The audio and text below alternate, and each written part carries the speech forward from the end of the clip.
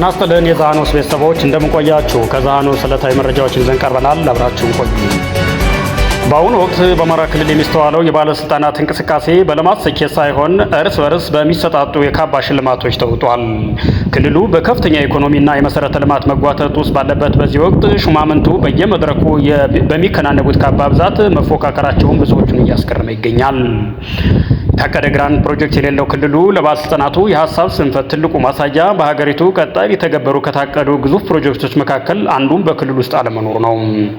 የፌዴራል መንግስቱ በሌሎች አካባቢዎች ግዙፍ የኢንዱስትሪ ፓርኮችን፣ የኃይል ማመንጫዎችንና የትራንስፖርት መሰረተ ልማቶችን ሲያቅድ የአማራ ክልል መሪዎች ግን ክልላቸው ወደ ብሔራዊ ልማት ካርታ የሚያስገባ አሳማኝ የልማት ፕሮጀክት ይዘው መቅረብ አልቻሉም።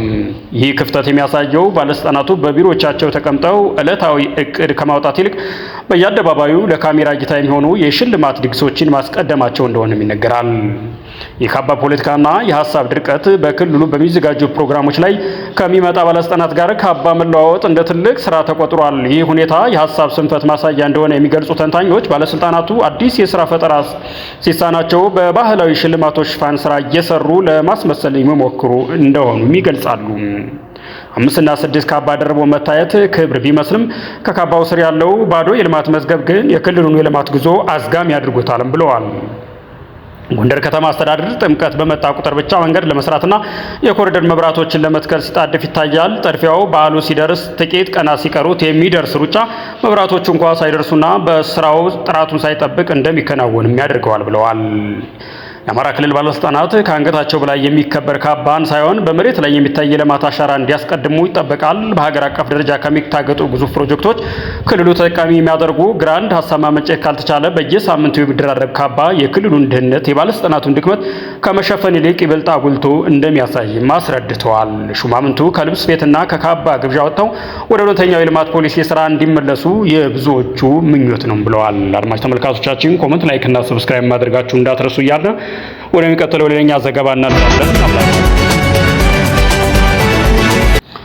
ጎተራ አካባቢ ሊፈርስ መሆኑ ተሰማ። በአዲስ አበባ ከተማ ንፋስ ስልክ ላፍቶ ክፍለ ከተማ ውስጥ የሚገኘው ጎተራ ተብሎ የሚጠራው ሰፈር ሊፈርስ መሆኑ ዘ ሪፖርተር ጋዜጣ እንግሊዝኛ ጋዜጣ ትናንት ባቀረበው ዘገባ አስታውቋል። አዲስ ቱሞሮ በሚል ፕሮጀክት የከተማው አሰራርን የሚያስገነባው ልዩ የኢኮኖሚ መደር አካባቢው ለማፍረስ መታቀዱን አስረድቷል። ፕሮጀክቱ በአዲስ አበባ ከተማ ከንቲባ አዳነች አቤቤና በጠቅላይ ሚኒስትር ጽሕፈት ቤት የሚመራ እንደሆነም የጠቀሰው ዘገባው የከተማው አስተዳደር መንደሩ ለመገንባት ከቻይናው የኮሚኒኬሽንና ኮንትራክሽን ድርጅት ጋር ስምምነት መፈጸሙን አስታውቋል።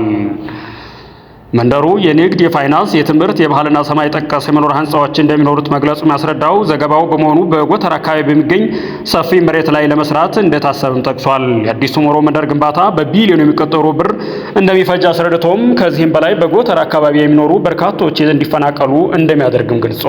በአሁኑ ወቅት በኮሪደር ልማትና በጫካ ፕሮጀክት አማካኝነት በመቶ ሺዎች የሚቆጠሩ የአዲስ አበባ ነዋሪዎች ተፈናቅለው ወደ ተለያዩ አካባቢዎች እንዲሰፍሩ እየተደረገ ሲሆን በዚህም ፕሮጀክት በርካታ ነዋሪዎች ተመሳሳይ ጣፈንታ እንደሚገጥማቸውም አስታውቋል። ተመልካቾች፣ አድማጭ ተመልካቾቻችን ስለተከታተላችሁ እናመሰግናለን። በእኛ በኩል ጤና ይስጥልን።